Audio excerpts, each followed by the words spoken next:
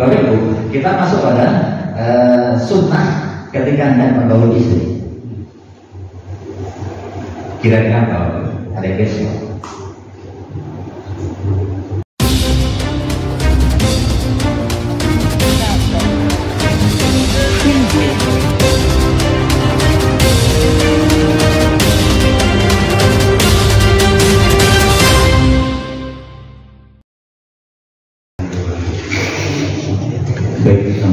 Bismillahirrahmanirrahim.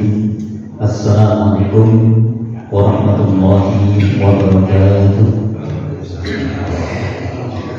Bapak Ibu jamaah Masjid Muhassar Allah, banyak tawadi silaturahim dan majlis alim kita dengan sama-sama baca basmalah. Bismillahirrahmanirrahim. Baik Bapak, pada kesempatan ini insyaallah kita akan masuk pada sebuah hadis terkait dengan sunnah ketika Anda menggauli istri. Sebelum ke sana, ini ada satu hadis yang paling sempat kita yang terakhir yakni betapa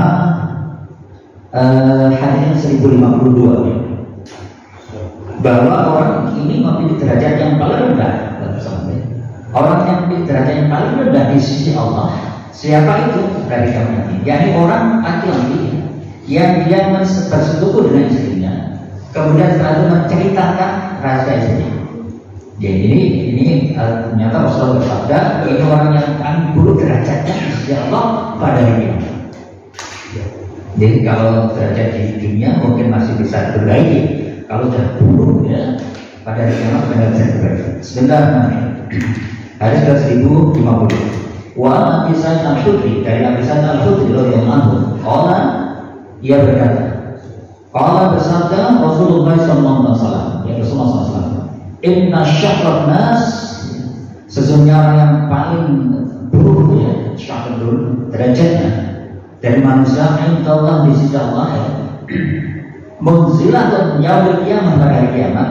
Siapa itu? Ar-rajul, yang laki-laki yufti, yang telah bersetubuh ila ibrani terhadap istrinya, kemudian waktu kemudian dia menceritakan ilahi tunmayam suruh sirrah yang pertama.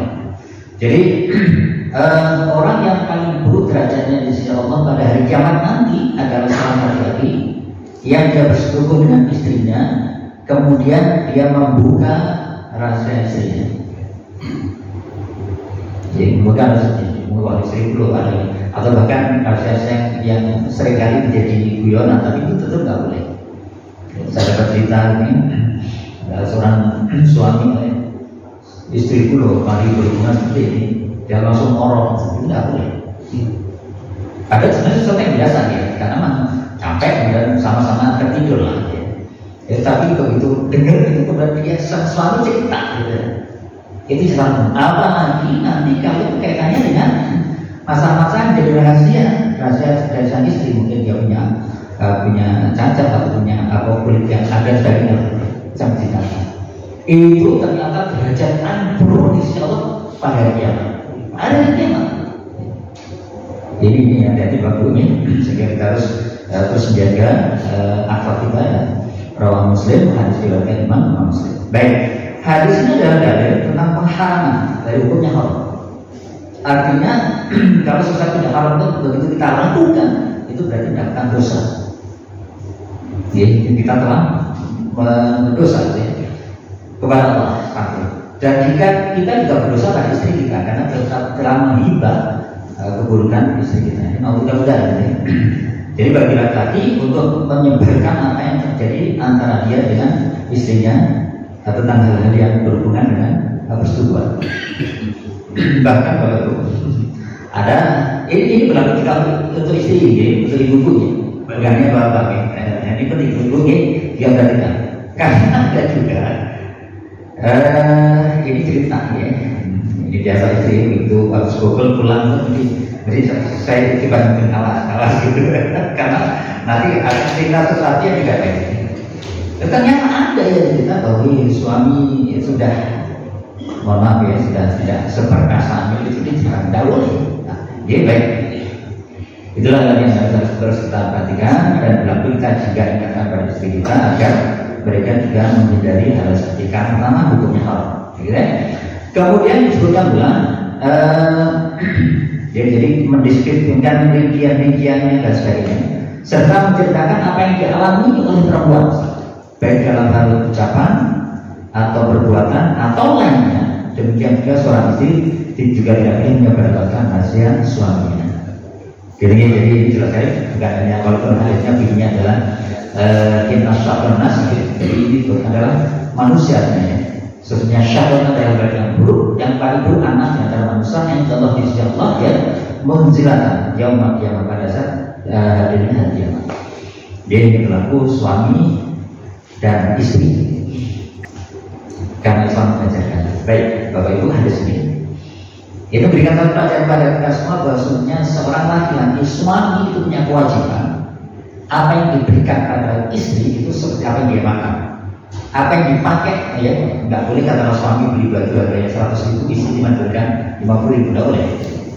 Ini Islam mengajarkan sekali. Begitu juga dengan pesta di luar, ya biasa makan di luar, di restoran ya sekali makan 500 atau 1 juta, nyata di rumah istri masak apa tempe ya yang cuma 20.000 lah, nggak boleh. Nggak boleh. Baik. Sebenarnya ada sudah 1053. Wa Hakim Ibnu Muawiyah, dari Hakim bin Muawiyah, an Abi dari ayahnya. Qala ya berkata, qultu. Mereka mengatakan bahwa kami semua bertanya pada Rasulullah, ya Rasulullah, ma haqqu zawji ahadina alai. Ya Rasulullah, apakah hak seorang istri atas kami sebagai seorang suami? Dijelaskan pertanyaannya, ya Rasulullah, ma haqqu zawji ahadina alai. Qala Rasulullah bersabda, menyampaikan tut'imuha idza akaltu, tut'imuha akaltu, wa taksuha idza tasaita. Menyampaikan jadi beliau menjawab, beliau bersabda, kamu memberinya makan jika kamu makan dan kamu memberinya pakaian jika kamu berpakaian. Coba. Kemudian wala tadrikil wajh, dan jangan kalian memukul wajah. Ya, nanti kita detailkan. Wala taqabbah, dan jangan kamu menjelek-jelekkan dia, mengejek atau menghina istri, tidak boleh. Kemudian tidak cuma itu, kemudian wala tahjur ila fil baiti, dan jangan berpisah ranjang kecuali di dalam rumah. Dan saya berikan kembali pada jika seorang istri melakukan satu kesalahan ditegur, ya, dengan cara yang asal. Kemarin kaitannya dengan sebelumnya kan kita tahu bahwa istri itu terbuat dari tulang rusuk yang paling atas, ya, lepas sebagainya. Dan tulang rusuk paling atas adalah dia bengkok, gitu ya, paling bengkok. Sehingga kalau kita luruskan dengan keras, dia akan putus patah. Itu bisa dicerai maksudnya. Tetapi kalau kita biarkan semakin lama semakin bengkok, itu sih karakter Anda seperti itu. Tadi yang kita bicara ada permasalahan ini. Itu penting kalau kita sampaikan. Karena seringkali kalau kita mendengarkan cerita atau membiarkan istri itu cerita itu semakin lama semakin bengkok, itu betul. Maka harus luruskan. Ya, mungkin pada saat saya cerita ini, kata Rasulullah meluruskan Sayyidah Aisyah itu dengan cara yang luar biasa. Jadi pada saat Rasulullah dengan para sahabat, artinya sudah tahu keluarga, artinya ayahnya Sayyidah Aisyah, ada Umar, ada yang lainnya, lagi bercengkrama, lagi itu. Kemudian datang seorang wanita membawa susu, ya Rasulullah, ini susu saya peras sendiri dari unta dan satu sebatang terang.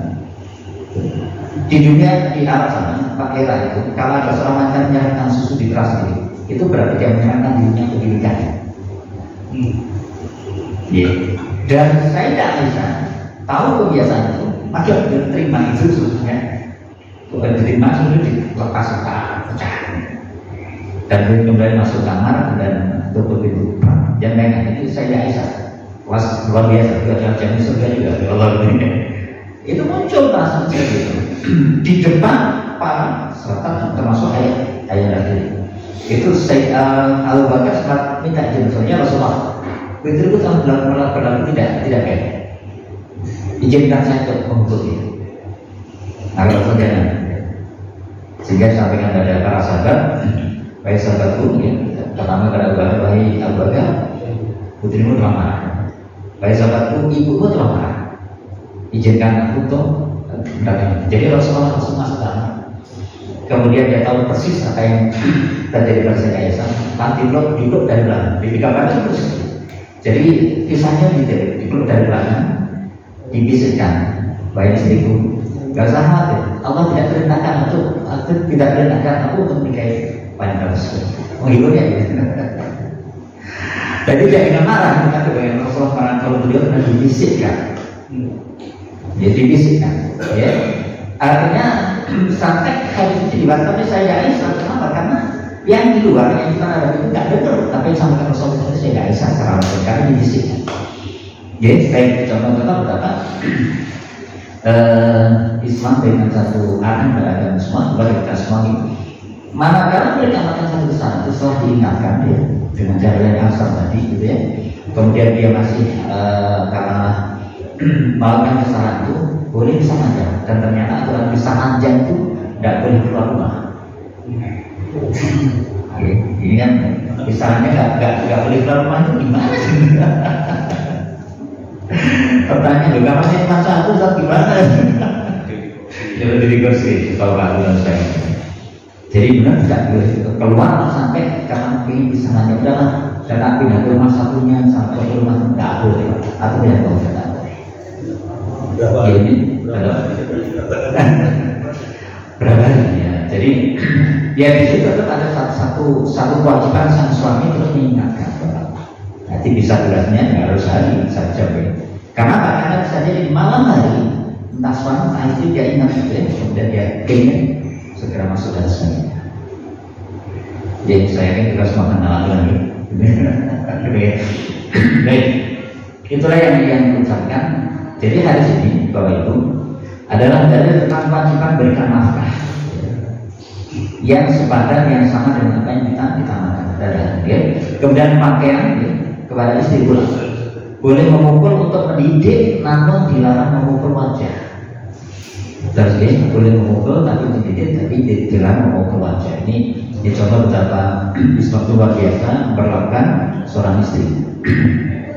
Kemudian juga tidak boleh menghargai atau menjelekan. Saya bahasanya semoga Allah membuat kamu buruk misalnya. Itu tidak boleh. Oke, sebulan. Istri 3 anak. Oke.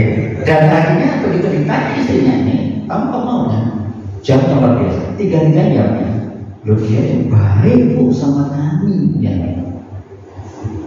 men. Ini contoh. Jadi betapa kesan seorang istri itu kan biasa. Yang bisa jadi mereka kadang udah lah makan saya bisa mandiri, tetapi kasih atau cintanya enggak bisa itu. Anaknya nggak bisa lah. Ini contoh.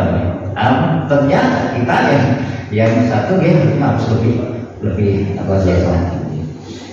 Dia nggak begitu dia bisa sampaikan dan saat menyebut masalah poligami bapak ibu. Jadi masalah poligami juga harus dihadapi karena sebenarnya apapun yang diajarkan Allah maupun Rasulnya tujuannya satu, yaitu kemaslahatan. Artinya kalau nanti ada orang yang poligami itu ada sebagai solusi, bukan sebagai untuk menimbulkan masalah baru. Ini dia harus dicermati sehingga nanti hati-hati dengan masalah-masalah yang seperti ini. Baik, Bapak Ibu. Kemudian berikutnya. Ini yang ini aja. Jadi satu kebiasaan di orang Yahudi ini, orang Yahudi itu kalau dia menggauli istrinya dari belakang bukan dari tubuh, tetap kemaluannya, tetapi dari belakang itu nanti anaknya julid katanya. Padahal itu tidak, ya, karena Allah perintahkan pada kita bahwa istri adalah ladang kita sehingga boleh kita datangi dari depan, belakang, kiri, kanan, sebagainya sebetulnya. Tetapi tepatnya tetap satu, ya. Tidak boleh belakang. Kalau belakang kemarin sudah kita bahas bahwa itu dia adalah seburu atau mendapat laknat Allah. Ya, jadi bersenggama dengan si gugur itu laknat Allah yang didapat. Ya, baik. Selesai ini kan, ya. Baik, Bapak Ibu, kita masuk pada sunnah ketika hendak menggauli istri. Kira-kira apa? Ada besok. Berdoa dulu dan sebagainya gitu ya. Oke, baik. Ini banyak jadi betul. Di sini yang dalam hadisnya ini terkait dengan doa. Bismillahirrahmanirrahim. Hadis ke 1055. Wa an Ibnu Abbas, dari Ibnu Abbas radhiyallahu anhu.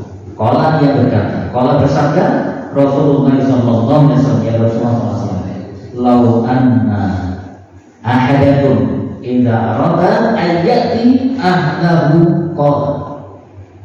Ya, jadi Rasul berkata, jika salah seorang di antara kalian ingin menggauli istrinya, kemudian dia membaca, Allah dia membaca Bismillah Allahumma jannibna syaitan wa jannibis syaitana ma razaqtana. Oh maaf, saya itu harus menunda seminggu karena belum hafal. Ini doanya ya, harus menunda seminggu ya.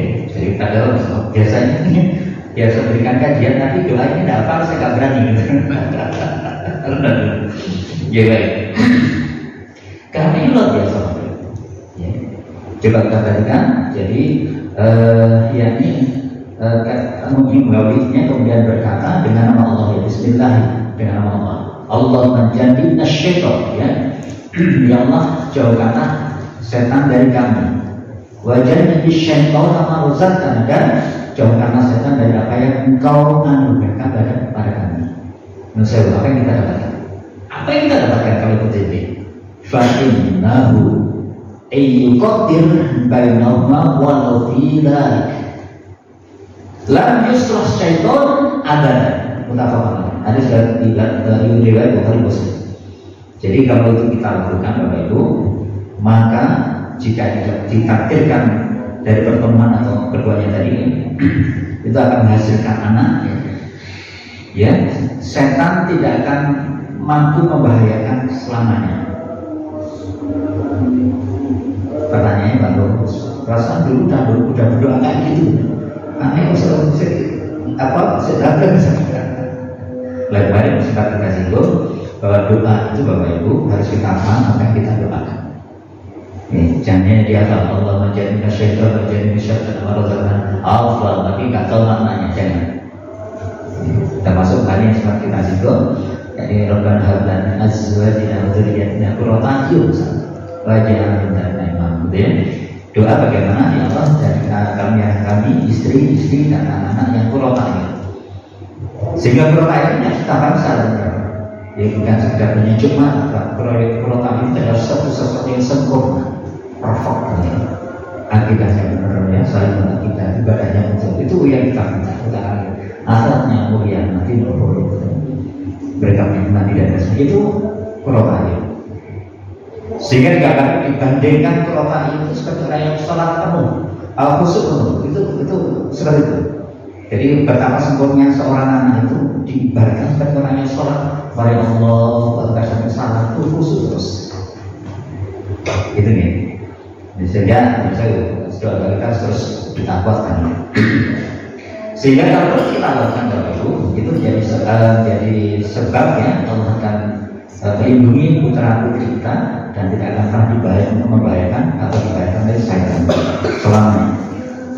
Sehingga hadis ini adalah dalil tentang anjuran mengucapkan basmalah, Bismillahirrahmanirrahim, ketika bersetubuh dan berpegang teguh, menjaga diri dari syaitan dengan berzikir kepada Allah. Kenapa? Karena setan tidak akan pernah berpisah dengan anak Anda dalam seluruh keadaannya kecuali jika dia berzikir kepada Allah. Ini ada korin, ya. Jadi Bapak Ibu, setiap kita di manusia itu ada namanya korin. Korin itu setan, kemarin juga berkasih. Ya, ini setan yang senantiasa menggoda kita, bukan sekedar menemani kita, tapi menggoda kita. Maka sahabat bertanya, apakah kau juga ya Rasul? Ya, ada diri juga ada korin, tapi telepon pada Allah untuk ditundukkan korin ini sehingga dia tunduk pada Allah. Artinya Bapak Ibu, kita juga diperintahkan semua pada Allah mau pindah ke syaitan. Jadi misalnya ini terus dalam Allah agar orang ini juga tunduk sama kita. Baik. Bapak Ibu, kemudian kita masuk satu kata. Ibu-ibu di besar ini ya, karena ini berikutnya adalah jika seorang istri itu durhaka pada suami, durhaka bukan pada tingkatan apa ini selingkuh ya, itu terlalu jauh. Durhaka cuma menolak saat diajak suami. Apa akibatnya? Ya, sekali lagi dukung ya, ini satu peringatan Rasulullah. Jika seorang istri ya, itu durhaka pada suami, wa Abi Hurairah dari Abu Hurairah radhiyallahu anhu. Ya, ada Nabi SAW dari Nabi Muhammad SAW. Qala beliau bersabda, yang kata, "Idza da'a rajul." Ketika da'a itu mengajak ya, rajulun laki-laki atau suami imra'atan pada istrinya. Ila firasi fa'abat an taji'a. Ya, jadi jika seorang suami mengajak istrinya ke tempat tidurnya, ya kan? Kemudian sang istri menolak, ya, fa'abat an taji'a, bukan hati menolak. Apa yang terjadi? La anatha al-malaikah hatta tusbiha. Ini berarti maka para malaikat akan melaknat istri itu sampai pagi hari. Itu kalau malam hari ngajaknya, kalau siang hari berarti namanya sudah gitu. Terus begini. Ini hanya kan. Kemudian yang kedua ternyata memberikan satu penegasan, mutafaqan harus dikatakan Bukhari Muslim.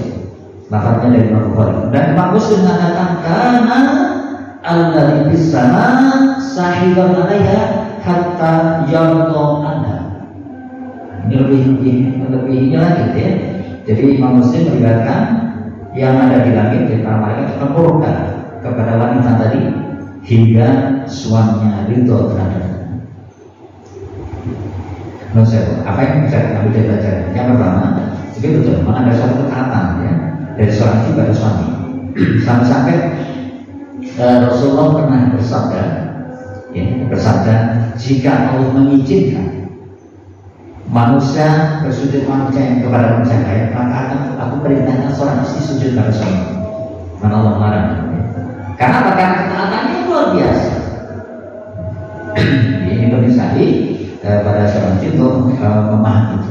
Tetapi buat suami, Bapak Ibu, harus nyadari sehingga dia tahu bagaimana memperlakukan istri dengan cara-cara jika terpaksa tetap merasa istrinya menolak dengan cara-cara yang asal juga harus terima, harus terima.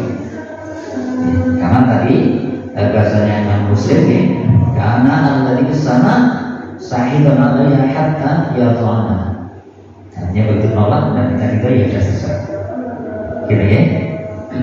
Istri juga tak boleh semena-mena, harus bisa meracun gimana caranya. Ini penting. Jadi ternyata ini hikmahnya akan muncul satu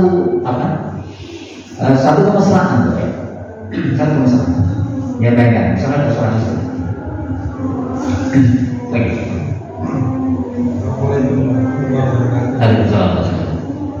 Tidak disampaikan oleh Ustaz bahwa ada teman yang putra yang bisa menikah sampai 3 istri.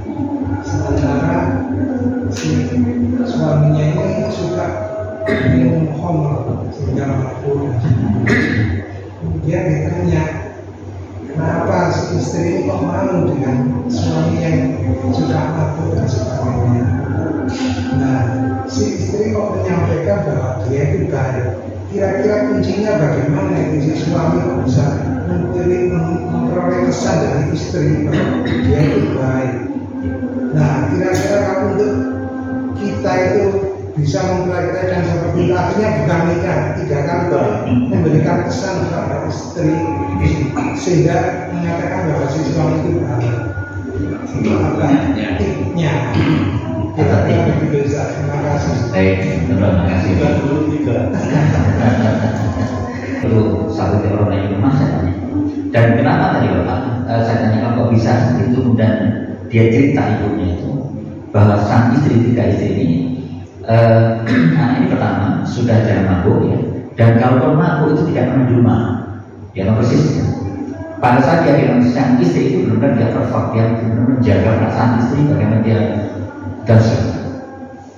Bisa jadi kan berangkat dari keterbatasan dia ya, hanya cuma 2 juta, ada 6 anak ya, ada 3 istri, dan istri tiga istri ini sama-sama saling mengenal dengan cara yang kasar, yang benar dan sebagainya. Sehingga intinya, yakni kuncinya bagaimana sang suami ini bisa membuat istri bahagia. Tentunya kan relatif caranya bagaimana itu membuat sendiri. Bapak 3 istrinya ini ya, diceritakan ini kalau panjang. Jadi intinya 3 istrinya itu mandiri, bahkan salah satunya dari istrinya dari keluarga yang cukup mampu secara finansial ya, yang yaudah, sehingga mereka ada 3 rumah yang rumah istrinya dan dia bisa begitu dan sebagainya. Kuncinya bagaimana sang suami bisa bahagia istri lahir batin, gitu ya. Tekniknya mau nanti bisa diterjemahkan nanti, oke?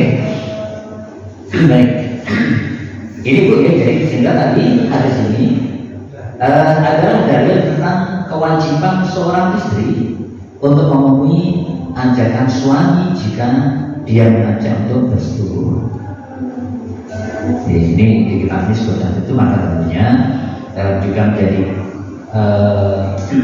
dianjurkan pada seorang suami untuk dia memudahkan atau memberikan ridho, sehingga kalau istri tidak mampu itu bisa ya. Oke, balik kepada tadi bahwa hikmahnya saya mengajarkan terkait dengan kemesraan. Pancawa sang istri diajak dan mau, maka dia harus punya cara bagaimana merayu suaminya untuk ridho, kemesraan. Jadi sang suami pun saat dia mengajak tidak boleh serta-merta dengan seenaknya, gitu ya. Dia harus mengajarkan yang asal, bahkan dengan diberi makhluk, gitu ya, dengan cara yang patuh. Oke, baik. Jelas ya, bagaimana kita tidak ajarkan bahwa seorang istri jika diajak suami harus ikut, gitu ya. Baik. Kemudian dari kitab kedua, ini masih bicara masalah pernikahan, yaitu wanita yang menyambung rambut dan minta disambung rambutnya, itu juga rambut sanggul atau rambut ini yang hitam atau apa itu, ya, ada sebenarnya. Baik, silakan. Sebenarnya, Wahyu Umar radhiyallahu anhu dari Umar radhiyallahu anhu, anak Nabi SAW sebelumnya Nabi Muhammad SAW melaknat pada wanita setempat wasilah wal mustausilah wal wasilah wal mustausilah. Betul. Jadi Ibnu Umar itu meriwayatkan bahwa Rasulullah melaknat wanita yang satu menyambung rambut, yang saya maksud ini rambut sudah semuanya, rambut ini rambut hitam ya, namanya. Ya baik. Kemudian dan yang meminta untuk disambung rambutnya, serta wanita yang mentato kulitnya dan yang meminta untuk ditato kulitnya. Ini jelas ya. Lalu ini kok mati laki gimana kan? Tato boleh nggak? Sama. Jadi ini harus kita hindari. Hadisnya adalah dalil tentang pengharaman menyambung rambut dan tato. Jelas ya. Padahal kita lihat bagaimana tato sekarang di kayak gini. Alhamdulillah. Ya, baik. Baik, Bapak Ibu, kita lanjutkan. Sekarang masalah azab. Terus ya azab ya. Azab itu bagaimana? Tadi diterangkan mengenai perhubungan suami istri dan sebagainya. Zaman dulu itu ada bagaimana penggunaan kontrasepsi ya. Karena dulu itu keluarga berencana itu di-endorse oleh para ulama tadi bahwa itu baik. Tapi sama sekali di hadis-hadis ini nggak kita temukan karena mungkin zamannya dulu nggak ada. Bagaimana ini? Tapi sekarang sudah nggak ada lagi isu kontrasepsi dipakai dalam warga. Baik, wonten Bapak. Ini yang kita maksud sekarang. Namanya azab.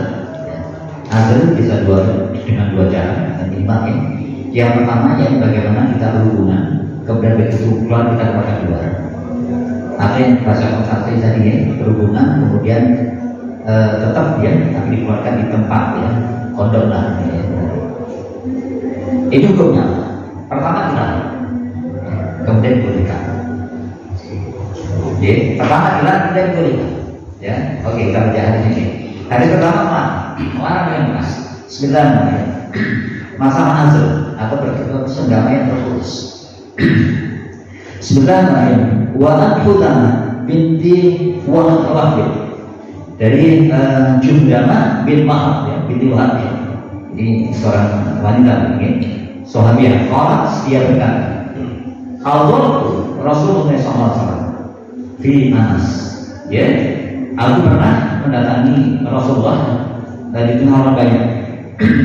Wahwa yaqulu, kemudian dia bersabda, laqad hamantu an anha anil ghillah.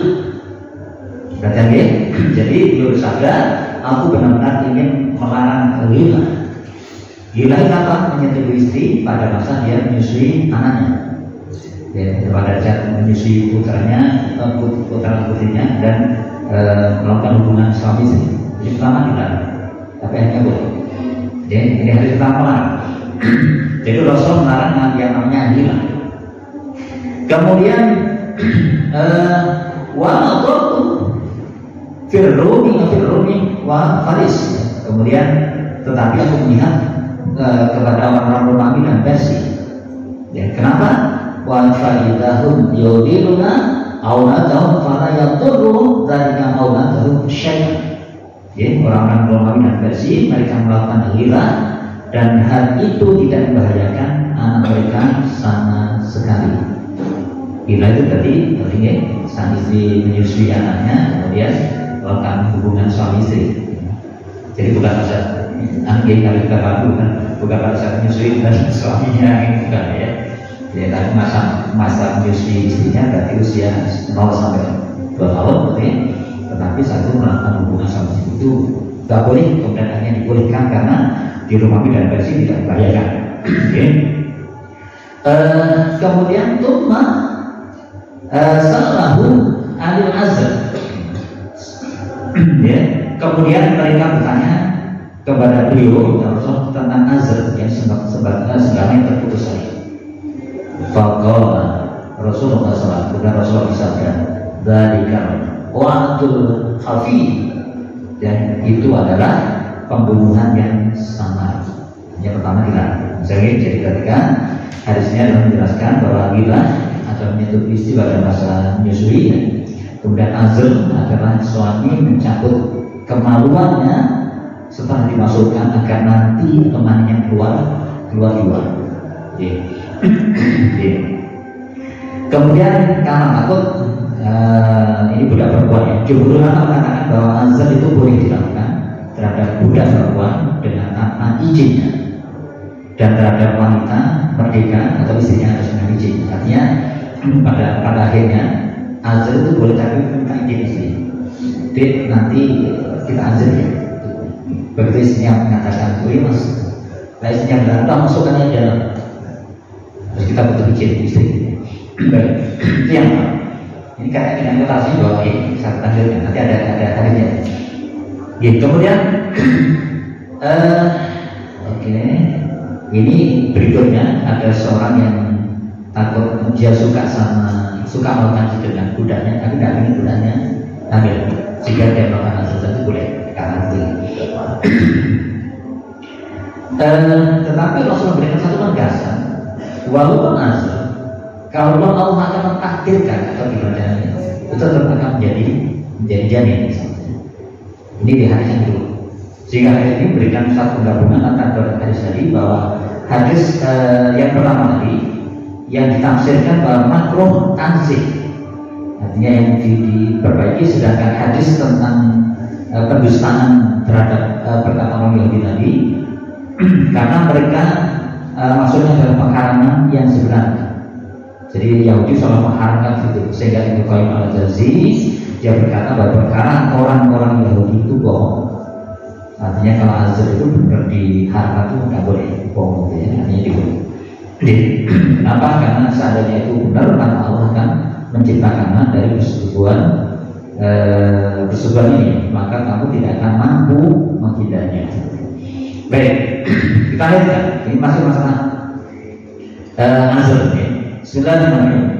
Wa Jabir, dari Jabir radhiyallahu qala ya tadi kunna ta'zilu ala ahdi Rasulullah SAW. Jadi ya karena kami melakukan azal pada zaman Rasulullah SAW. Wa Quran, sedangkan Quran yang zilu, ya, sedangkan Al-Quran masih diturunkan. Walau kana syai'un yurha anha lanahana Al-Quran. Jadi ini yang membolehkan kontrasepsi itu di sini. Jadi kami melakukan azal pada zaman Rasulullah yang saat itu Al-Quran sedang turun. Nanti boleh. Jadi Bapak Ibu, ayat Al-Quran seringkali diturunkan karena ada asbabun nuzul, ada sebab turunnya. Apa sebab turunnya? Yakni masalah-masalah dalam masyarakat. Sehingga yang berpendapat ya, kalaupun benar azal itu dilarang, maka tentunya Al-Quran akan turun ayat yang melarang itu. Tetapi tidak. Ya. Baik. Kemudian jika dia merupakan sesuatu yang dilarang, niscaya Al-Quran melarang kami mengerjakannya. Muttafaqun alaih. Jadi pada riwayat yang lain, Imam Muslim mengatakan, "Fadallah dzalika Nabi sallallahu alaihi wasallam falam yanhanahu." Pada riwayat Imam Muslim, hal itu sampai kepada Nabi dan beliau pun tidak melarang kami azal. Azal tadi dengan bahasa Arab bahwa ini pertama berhubungan dan dikeluarkan di luar haji atau dengan cara pakai kondom tadi. Dia tidak boleh itu kalau tuberkulosis itu sektor yang sering kali jadi pertanyaan. Baik, hadisnya ada dalil tentang kebolehan azal berdasarkan takrir atau persetujuan Rasulullah SAW. Tadi disampaikan bahwa kalau seorang istri menolak ajaran suami itu katanya dilaknat. Tetapi sekarang kasusnya itu suami istri sama-sama kerja. Ya, kondisinya seperti itu. Kemudian pada saat suami mau ngajak sebulan, istri menolak karena alasan capek dan dia nggak bisa melakukan ajaran. Apakah ini dimaksud atau dimaafkan oleh? Baik Bapak, jadi jawabannya kalau ini suami istri kan sekarang trennya sama-sama kerja, sehingga sangat mungkin suami malah karena capek, istri suami ngajak, istri malah karena capek. Bapak Ibu, tadi sudah saya sampaikan bahwa sebenarnya larangan ini itu akan menjadi satu masalah tersendiri. Ya, tetapi hukum dasarnya begitu istri menolak, maka para mereka itu akan menghinggapi ya. Tapi di saat yang sama suami diperintahkan untuk asyur nabi ma'ruf, untuk menggauli istri dengan cara yang macam. Maka di sini ada dua hal yang saling mensupport ya. Istri boleh memberikan satu alasan, maka suami harus terima. Tetapi kalau suami yang tidak baik itu dia akan terpaksa tetap istri akan kena namanya. Pernah saya sampaikan ini jadi bapak ibu, ini putra dan tidak main. Jadi ini putra. Kalau nanti ada laki-laki yang datang melamar, cari yang soleh. Karena Rasulullah itu imannya dua. Kalaupun suami istri melakukan satu kebaikan, dia akan memuji, menghadiahkan dan sebagainya. Tetapi kalau istri melakukan satu kesalahan, contohnya menolak dia tidak akan melakukan satu, tidak akan pernah menyakiti dia, tapi tidak akan menerima hal itu semua. Itu jadi suami soleh. Sama lagi ya, suami yang soleh itu jika sang istri melakukan satu kebaikan atau berusaha kita, maka kita sebagai suami akan berikan hal yang banyak, hadiah dan sebagainya. Tetapi jika istri melakukan kesalahan pada kita, termasuk lagi misalnya ini, maka suami tidak akan pernah menyakiti dia dengan cara melanggar aturan suami. Gitu ya, ini yang kita paham. Baik, terakhir hadisnya terkait dengan masalah maksud ini. Ini hadis yang ke-1601 Bismillahirrahmanirrahim. Ini pemahaman aja. Wa Anas bin Malik anak Nabi SAW karena jatuh ala isahi Yerusti. Jadi waktu hadis terakhir ini bahwa tadi kisahkan Rasulullah itu menggilir istri beliau dengan sekali mandi. Baik, saking menegaskan pada hadis terakhir ini, jika dengan semua, tapi nggak tahu sosok yang pindah cukup semalam sekali kan? Artinya kalau semalam lebih dari sekali, ya masih udah ya. Itu yang paling bagus karena ada setelahnya mengatakan bahwa Rasulullah itu begitu dengan istri pertama, istri satu ya, kemudian malam itu gilir pada istri yang kedua, belum mandi. Itu yang pertama, yang terbaik. Tetapi juga pernah itu tidak melakukan hal itu. Maka disunahkan untuk berwudu karena cukup dengan berwudu. Ya karena dengan istri melakukan tertidur, bangun, pengen mandi. Ya, yang pertama yang paling bagus mandi. Kalau enggak apa-apa, bisa dengan wudu. Karena wudu itu ternyata bisa memberikan semangat lebih melakukan hal itu. Atau yang ketiga, itu dibolehkan tanpa wudu, cukup dibersihkan saja dan melakukan sebelumnya. Oke, ini contoh yang semalam bisa lebih dari sekali. Oke, boleh. Baik, hadis terakhir berikan harus baik. Nanti Bapak Ibu ini semoga Allah memberikan kepada kita dan jadikan kepada kita semakin harmonis, semakin sakinah mawaddah. Insyaallah. Berikutnya kita akan masuk pada bab mahar dan walimah. Mohon maaf, kita semoga bersahir. Kita jauh wal hidayah. Wassalamualaikum warahmatullahi wabarakatuh.